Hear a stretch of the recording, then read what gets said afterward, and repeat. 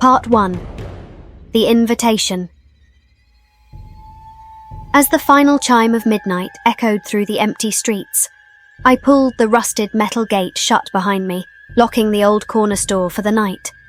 My footsteps echoed against the pavement, the only sound in the stillness of the night. The streetlights flickered, casting long, twisting shadows that seemed to reach out for me.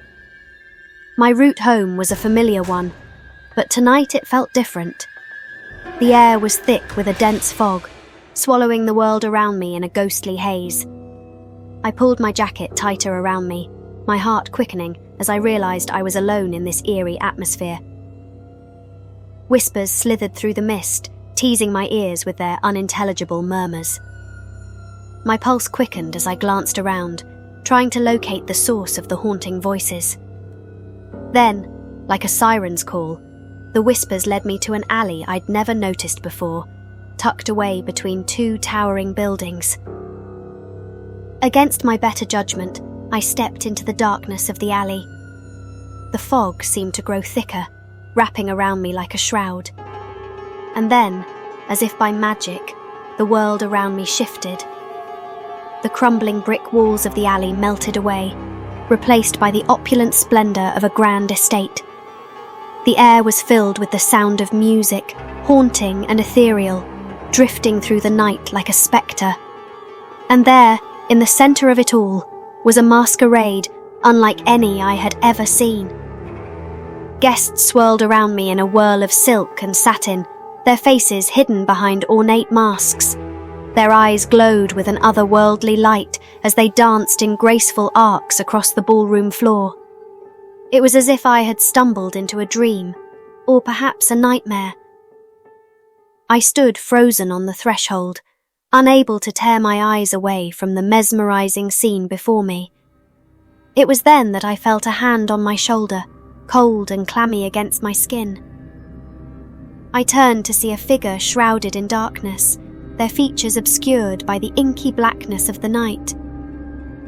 "Welcome, Tyler," a voice whispered, sending shivers down my spine. "We've been expecting you." With a gentle push, the figure guided me into the heart of the masquerade. Each step felt like a descent into madness, the world around me spinning in a dizzying whirl of colors and sound. And as I looked into the eyes of the guests around me, I knew that I had entered a realm beyond comprehension. But little did I know this was only the beginning of a descent into darkness, from which there may be no escape. Part 2. Dance of the Damned. As I moved through the crowd, the air seemed to grow heavier with each passing moment. The guests' whispered conversations filled my ears with a cacophony of cryptic riddles and ominous warnings, but I couldn't make sense of any of it. Every fibre of my being screamed at me to flee, but I was trapped in this surreal nightmare, unable to break free. The music swelled around me, its haunting melody wrapping around me like a serpent, pulling me deeper into the heart of the masquerade. I danced with masked strangers whose faces were twisted with unnatural glee, their eyes gleaming with a hunger I couldn't comprehend.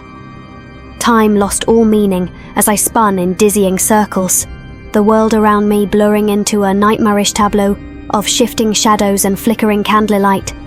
And then, as if from nowhere, she appeared before me. Her mask was a grotesque mockery of a human face, twisted and contorted into a leering grin that sent chills down my spine.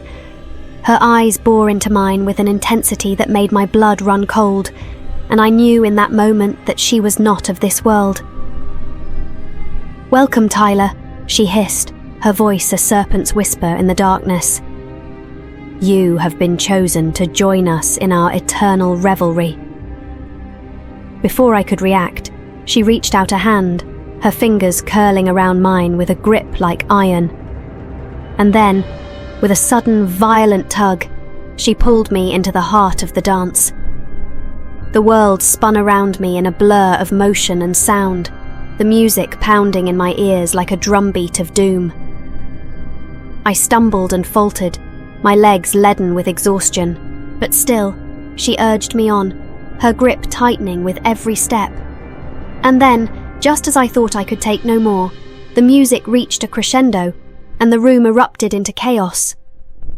The guests' masks slipped from their faces, revealing twisted visages of horror and madness beneath. They lunged and snarled, their hands clawing at me with a hunger that chilled me to the bone. With a cry of terror, I broke free from the dance, stumbling backward in a blind panic. But no matter how fast I ran, the nightmarish visions pursued me, their haunting laughter echoing in my ears like a curse. In that moment, I knew that I was trapped in a nightmare from which there could be no awakening.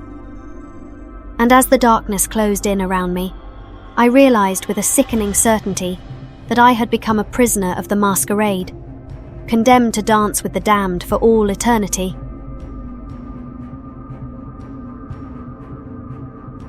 Part 3. The Final Descent. Desperation clawed at my chest as I stumbled through the twisting corridors of the mansion, each step heavier than the last.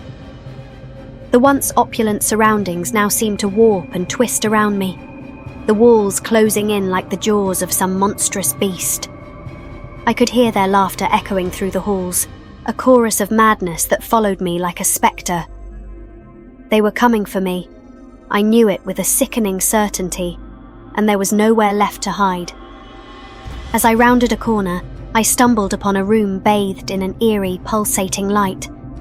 At its centre stood a figure shrouded in darkness, their features obscured by the flickering shadows. I knew then that this was the source of the nightmare that had consumed me, the puppet master pulling the strings from the shadows.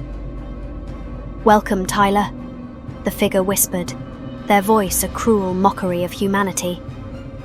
"You have trespassed into a world beyond your understanding, and now you must pay the price." With a wave of their hand, the walls began to close in around me, the very fabric of reality warping and distorting before my eyes. I screamed, a primal cry of terror and despair, but there was no one left to hear me.